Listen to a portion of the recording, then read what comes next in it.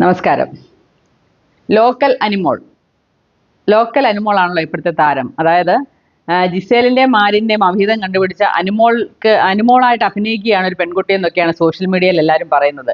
സത്യത്തിൽ നമ്മൾ പറയത്തില്ലേ പണ്ട് പൊട്ടക്കിണറ്റിലെ തവള എന്നൊക്കെ പറയുന്ന ഒരു കുട്ടിയുടെ അവസ്ഥയായിപ്പോയി. അതിപ്പം വളരെ മാനസികമായിട്ടുള്ള ഭയങ്കര ട്രോമയിലൂടെ കടന്നു പോകുന്നതെന്നൊക്കെ പറയുന്നത്. കാരണം ആൾക്കാർ പലരും അതിനെ വളരെ മോശമായിട്ട് ചിത്രീകരിക്കുന്നു. സത്യത്തിൽ ഇത്രയും ഒരു വിഷയം ഉണ്ടാക്കേണ്ട കാര്യമൊന്നുമില്ല. ഇത് സോഷ്യൽ മീഡിയയിൽ വന്നതുകൊണ്ടാണ് നമ്മളിതൊക്കെ അറിഞ്ഞത്. പക്ഷേങ്കിൽ ഇത്രയും ഒരു വിഷയം ഉണ്ടാക്കുന്ന എന്താണ് കാര്യം, നിങ്ങൾ എന്താണ് ഇവിടെ കിടക്കുന്നതെന്നൊന്ന് ചോദിച്ചിട്ട് നമ്മൾ റേസ് ചെയ്യുന്നതല്ലേ നല്ലത്. ഇപ്പം അവരൊരു കാരണം അത് ഭാര്യയും ഭർത്താവുമാണ്, അല്ല വേറെ ആരുമല്ല. പണ്ട് നമ്മളൊക്കെ കേട്ട് മറന്നോ എന്ന് എനിക്കറിയില്ല. ഒരു അമ്മയും മകനും കൂടി ഒരു അസമയത്ത് വെയിറ്റിംഗ് ഷെഡ് ചെയ്തപ്പോൾ അന്ന് സദാചാര കൊണ്ടുവന്ന് അവരെ ഇടിച്ചതും അവരെ വളരെ ക്രൂരമായി മർദ്ദിച്ച കഥയൊക്കെ നമ്മൾ കേട്ട നാടാണ്.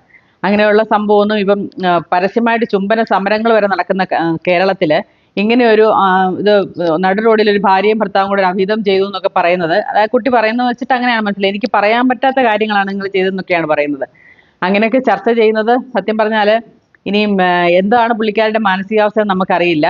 പിന്നെ അവരുടെ അവരുടെ അവരുടെ ഒരു പ്രോപ്പർട്ടിക്ക് അകത്ത് കയറിയാണ് ഇവര് കാർ പാർക്ക് ചെയ്തതെങ്കിൽ ഈ കുട്ടിക്ക് ചോദിക്കാൻ അവകാശം ഉണ്ടായിരുന്നു.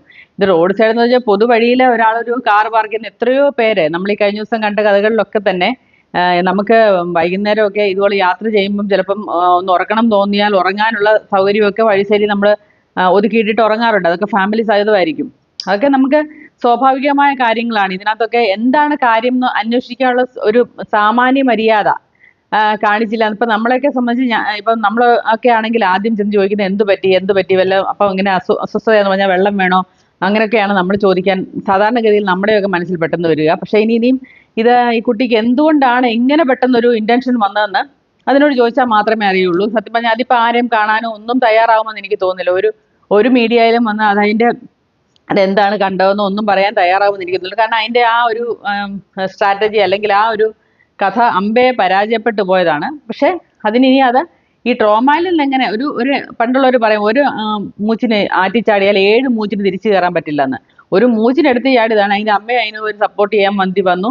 പക്ഷേങ്കിൽ മോള് പറയുന്നത് സത്യമായിരിക്കുമെന്ന് വിചാരിച്ചായിരിക്കും. എന്തായാലും ആ കുട്ടിക്ക് ഇപ്പം വളരെ മാനസിക ബുദ്ധിമുട്ടുണ്ട് നമ്മളിങ്ങനെ അതിനെ കുറ്റപ്പെടുത്തുമ്പം. പക്ഷേങ്കിൽ ഇനിയും ആണെങ്കിലും ആൾക്കാരത് ഇത് ശ്രദ്ധിച്ചും കണ്ടും ഒക്കെ വേണം. ഒരാളൊരു കാറ് സൈഡിൽ ഒതുക്കി ഒന്ന് റെസ്റ്റ് എടുക്കുന്ന കണ്ടാൽ ഉടനെ അവിടെ അവിഹിതം നടത്തുന്നൊന്നും നമ്മൾ തെറ്റിദ്ധരിക്കരുത്. കാര്യം ഒന്ന് അന്വേഷിക്കുക. എന്താ ചേട്ടാ അവിടെ നിർത്തിയിരിക്കുന്നത്, അല്ലെ ചേച്ചി എന്താ പ്രശ്നം, ഇവിടെ പ്രശ്നം ഉണ്ടോ എന്ന് ചോദിച്ചാൽ അത് മനസ്സിലാവുമല്ലോ. ഇനി അങ്ങനെ വല്ല ആണെങ്കിൽ തന്നെ അവർ അന്നേരപ്പോഴേ സ്ഥലം വിട്ടോളും. അല്ലാതെ ഇത്രയും ഒരു വിഷയം ഉണ്ടാക്കേണ്ട കാര്യം ഉണ്ടായിരുന്നോ ഇല്ലയോ എന്ന് നമുക്കറിയില്ല.